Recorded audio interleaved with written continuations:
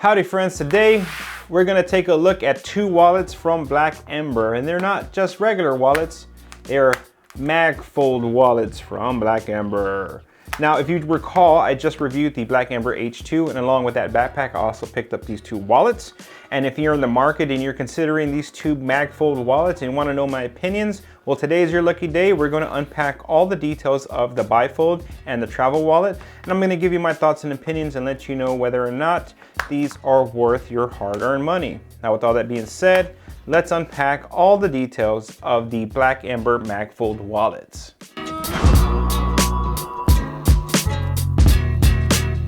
So if you're familiar with Black Ember in any aspect, you already know that they don't half-ass anything. You're gonna get the highest quality materials, the best craftsmanship, and really just impeccable engineering, even right down to these wallets.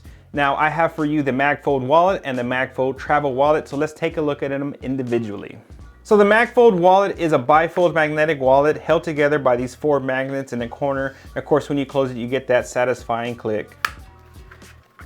Pretty simple design with two laser cut slots for cards, and behind there you have two additional slots where you can put some additional papers or maybe some emergency cash tucked in behind there. Now, of course, with Black Ember, all of these materials are laser cut. You have the laser cut slots here. These panels are all laser cuts, and then they're using their bond stitch material to hold everything together. Now, aesthetically, it's very simple, very clean, and very minimal. And I like that they chose to go with a stitched design versus something like the Evergood's Element card wallet where it's entirely RF welded. That's cool as well. The reason I like they went with the bond stitching around the edges to hold this wallet together, because aesthetically it's pleasing to the eye. It gives the wallet a little bit of character, and even though these are highly technical fabrics, just having the stitch line just kind of brings it back down to earth in my opinion. Overall, the aesthetic is very nice, very clean, and overall very minimal. So the primary material on both of these wallets is a RN66 Cordura material, and from what I read on the website, it's several layers put together, so it's not some simple thin layer of material. This wallet is a chunky boy, it's pretty thick compared to something like the Element card wallet. Again, you can see the overall footprint too. It's going to have a little bit of size on this one. Now, this material is very smooth, very nice. It's kind of like a ballistic nylon in my opinion. Very similar to ballistic nylon, like a micro ballistic as well. I like the material overall. It should hold up over time. It's a very durable material.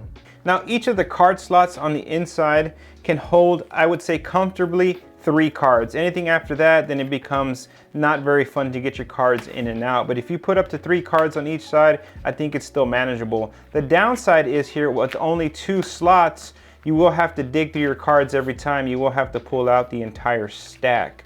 Now there is no emblems or branding on the outside. You only have the Black Ember right there on the inside of the wallet. So if you're somebody who carries just the bare minimum, I myself only carry 5 cards daily and an emergency 20 or 10, whatever I have on me, I would stick that right back in there. And that's pretty much it. That's my daily carry. This is gonna be a great minimalist magnet wallet for you. It's pretty small, it slides into any backpack, any sling. Overall, it's a pretty great size, even though it is a little bit larger than the Evergood's one. It's still an overall small size, and it will work in most majority of slings and backpacks. Now for those times where you're going to be traveling and this wallet is just not enough to hold all your important documentation, all your cash, your extra cards, and your passport, enter the MagFold travel wallet. Again, it's going to use all the same materials, your 4 magnets to hold this closed, but you're going to have a larger sleeve on the back here that can hold full bills of cash. On the back side, you still have a slot on this side as well.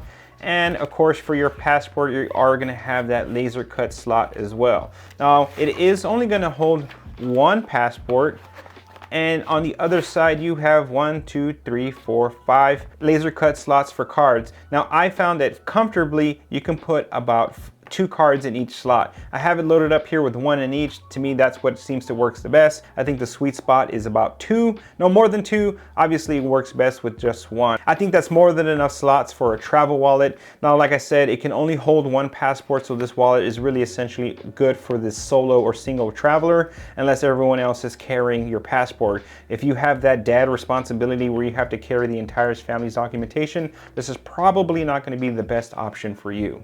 Now, currently at the time of filming, both of these wallets are only available in the color you see here, that is black. And they're gonna retail for $65 and $75 respectively. So they're not exactly budget wallets, but I would argue that the quality materials, the magnets, the form, the design, the function are definitely worth that price. When you pick up these wallets and you hold them in their hand, they're pretty substantial. They feel like a premium wallet, they look like a premium wallet, hell, they even taste like a premium wallet. So if you're in the market for a magnet wallet, these would definitely be at the higher end of quality, price, and premiumness.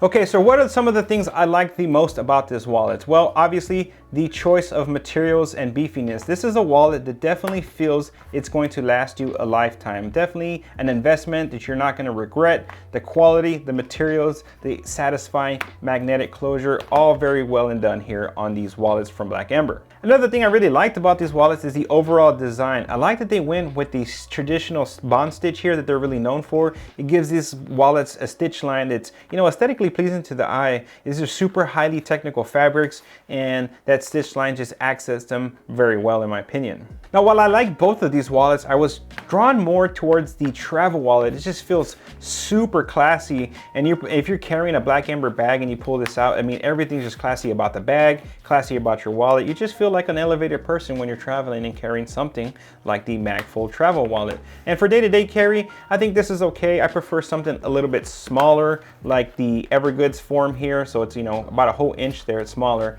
But like I said, it will still fit into many backpacks and many slings. These are both high quality wallets and definitely worth a look if you're thinking about picking up something in these magnet style wallets. But of course, with the incredible quality of materials, there's going to be some trade-offs with having magnets in this burly material. And the first one is going to be the weight. They are not exactly the lightest wallet. So I've used some really thin, like Robic nylon wallets, really paper thin. These are substantially more burly than that. So it could be a pro for you. Like I mentioned, it's incredibly beefy. It's gonna stand up the test of time. I have no doubt about it. But again, they're gonna add a little bit more weight than your traditional wallet. Now with that weight is gonna come the size. Both of these wallets are a little bit bigger than some of their counterparts in the same market. Take my Wayfinder Passport wallet. You can see how bigger it is in both width and in thickness, so it's pretty big. Granted, this MagFold travel wallet can hold more cards in a more aesthetically pleasing way. I might add, this one only holds 2 cards here on the side, possibly 4,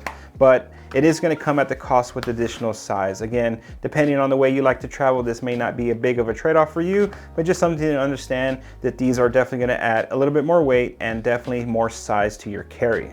So some final thoughts on the MagFold wallets from Black Ember. I definitely think that they're at the top of their class in materials and construction and overall quality, while still being equally priced as some of their other competitors in this same style of magnet wallet. Now, like I mentioned, that does come with the trade-offs of size and weight, but if that's not a hurdle for you and you decide to pick one of these up, I definitely think you're going to be quite happy with your purchase. And overall, these wallets do add a little class, even though they're very minimal, no outside branding. Just holding them and carrying them in your pack, in your sling, in your, you know, your travel pack, your briefcase, it definitely adds a sense of class just by having them. Now, when it comes to these magnets possibly damaging your credit cards, I've used both this wallet, and the Evergoods wallet for several weeks now. They all have large magnets in them, and I haven't had a single thing happen to any of my cards. And that's daily use, putting cards in and out, carrying these wallets, both the Evergoods and the Black Embers. And again, nothing has happened to any of my credit cards. I don't know if the credit card technology has changed. I know back in the day, if you were to put